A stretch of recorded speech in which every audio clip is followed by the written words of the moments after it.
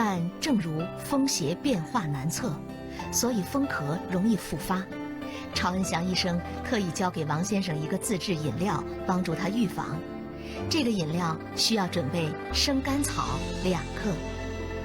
菊花2克、乌梅2枚，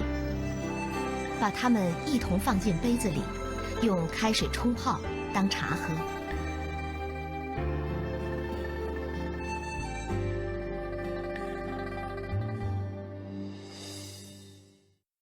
菊花呀，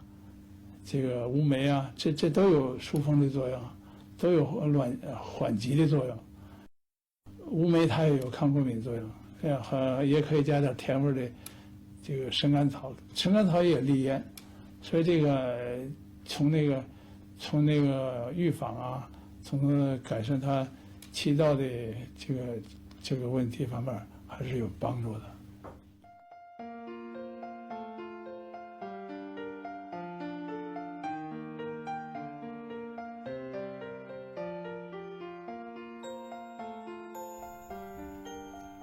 曹医生从中医浩瀚的宝藏中挖掘出了一颗珍贵的珠宝，帮助很多和王先生有着同样苦恼的患者走出了阴霾，他自己也非常感慨。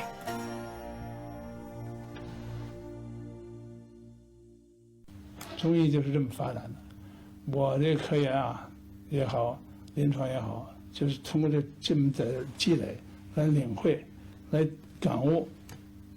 中医这个治疗，提出一些新的方法，提出一些新的闪光点。从2001年开始，曹恩祥就开始了风咳的国家课题研究，把这个几乎被人们遗忘了的咳嗽类型重新带入了医生们的视野，并不断拓展，做到了对传统的继承与创新，为很多患者解决了小咳嗽带来的大痛苦。好了，观众朋友，这期节目到这结束了，感谢您的收看，别忘了中华医药牵挂您的健康，下周见。